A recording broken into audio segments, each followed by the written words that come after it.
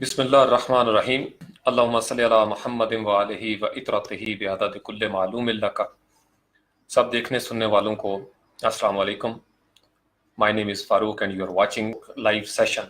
आज फिर एक लाइव सेशन है और ये जो हमने सिलसिला शुरू किया था इम्प्लीमेंटेशन का फेलियर जो है वो क्यों होता है, हम क्यों नफाज नहीं कर पा रहे, उस सिलसिले में कुछ बड़े बड़े पत्थर जो थे उनकी निशानदेही मेरी ज़ाती ज़िंदगी में जो मैंने की, तो मैंने सोचा कि मैं आप लोगों के साथ वो शेयर करूं। आज उस सिलसिले में ये आखिरी सेशन होगा क्योंकि ये काफ़ी खुश्क मज़ामीन है, मैं एहसास कर सकता हूँ, मुझे कामिल इदराक है इस बात का।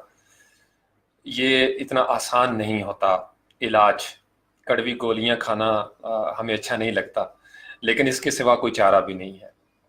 हम अगर ये तसव्वुर कर लें कि हम एक सेहतमंद मुआशरा हैं तो इसका मतलब यह है कि सब अच्छा है, लेकिन अगर हम सिर्फ ये कहें कि सब अच्छा है तो इसका मतलब ये है कि हम दरअसल पर्दा डालने की कोशिश करते हैं। तो जब हमें सबको एहसास है, यकीन है कि सब अच्छा नहीं है, तो इसका मतलब यह है कि हमें सब अच्छा है की तरफ जो है वो सफ़र करना पड़ेगा।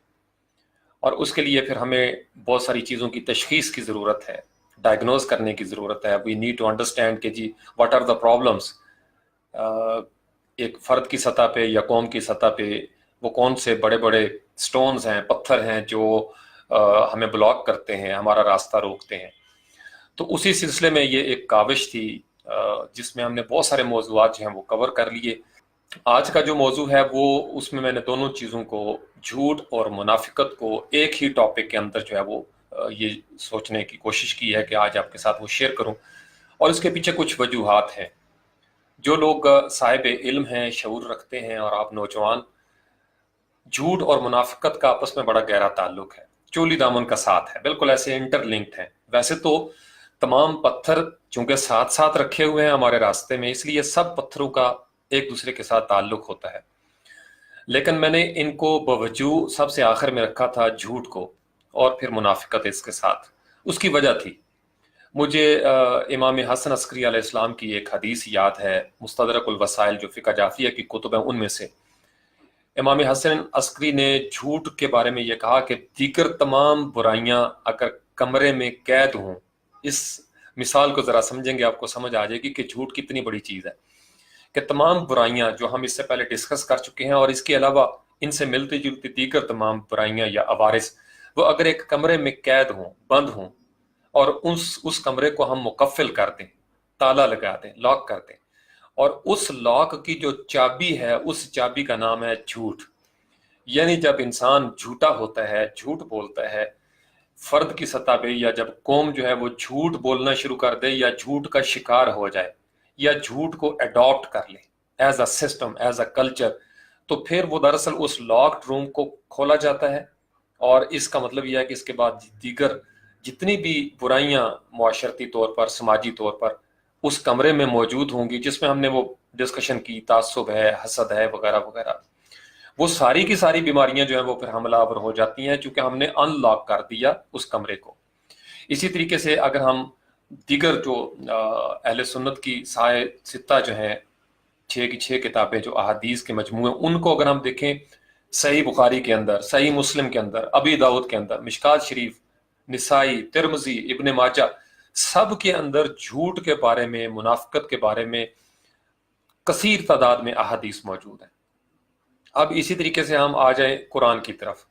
अब कुरान के अंदर अगर आप कभी किसी सॉफ्टवेयर के जरिए सर्च करें, सैकड़ों आयात, एक दो नहीं, दर्जनों नहीं, सैकड़ों आयात आपको झूठ के बारे में और मुनाफिकीन के हवाले से नजर आ जाएंगी। तो इससे आप अंदाजा लगा सकते हैं कि ये इंसान की शख्सियत का कितना बड़ा रोग है।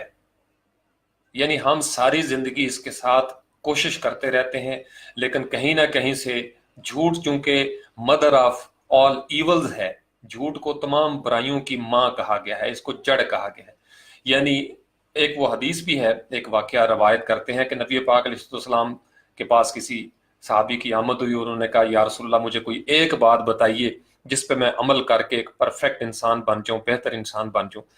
तो आप अलैहिस्सलाम ने उसको कहा था कि झूठ बोलना छोड़ दो। अब आप अंदाजा लगाएं, उसने कहा जी बहुत आसान सा काम है, झूठ बोलना, ओके जी ठीक है।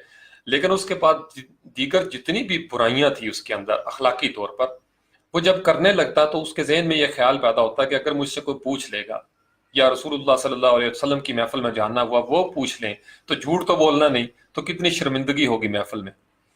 تو گویا صرف جھوٹ کو چھوڑنے کی وجہ سے تمام برائیوں سے آہستہ آہستہ اس کی نجات ہو گئی۔ یہ بات سمجھ گئے؟ یعنی یہ ماں ہے، یہ تمام برائیوں کی جڑ ہے، ماں ہے، اس سے پھوٹتی ہیں ساری چیزیں۔ اور اب اگر ہم دیکھیں اس کو ہمارے معاشرے میں اپنی انڈیویجول سطح پہ جب اس کو دیکھتا ہوں، بچپن سے لے کے اب تک جھوٹ ہی جھوٹ نظر آتا ہے ہر جگہ پہ ہمیں۔ یعنی ہم اپنی ذات سے شروع کریں اور جب ہم معاشرے میں نکلتے ہیں تو ہمیں ہر جگہ پہ قدم قدم پہ جھوٹ کا سامنا کرنا پڑتا ہے۔ جھوٹی امیدیں، جھوٹے دلاسے، جھوٹے وعدے، جھوٹی خواہشات، جھوٹی توقعات وغیرہ وغیرہ وغیرہ۔ جھوٹ ہی جھوٹ ہے، یعنی جھوٹ کے پلندے ہیں، جھوٹ ہی جھوٹ ہے ہر راستے پہ۔ ہم جس طرف سے جائیں گے وہاں پہ ہمیں جھوٹ جو ہے وہ ہمارا استقبال کرے گا۔ اور پھر یہ آہستہ آہستہ، میں نے آپ کو بتایا تھا اس سے پچھلے والے سیشنز میں، کہ ہمارے اوپر ماحول جو ہے وہ اثر انداز ہو جاتا ہے۔ تو جب ماحول اثر انداز ہوتا ہے تو ہم جو نئے بچے اب پیدا ہو رہے ہیں وہ جب پیدا ہوں گے یا نئے سیشن میں جب بچے سکول میں جاتے ہیں اور ان کو وہاں پہ جو ایگزسٹنگ ماحول ہے وہ ملتا ہے، تو ان کے اندر بجائے اس کے کہ پازیٹیو چیزیں آتی، ان کے اندر وہ تمام جو عوارض یا برائیاں ہوں گی کبھی قسم کی وہ آنا شروع ہو جائیں گی۔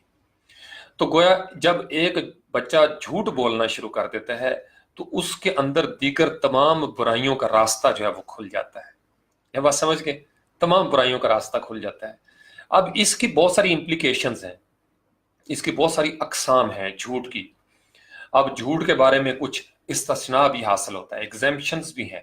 بہت سارے معاملات ہیں جس میں آپ کو جھوٹ بولنے کی اجازت بھی فقہا نے دی ہوئی ہے، علماء اکرام نے دی ہوئی ہے، اور کامن سینس بھی ہوتا ہے۔ میں ایک چھوٹی سی مثال آپ کو دیتا ہوں۔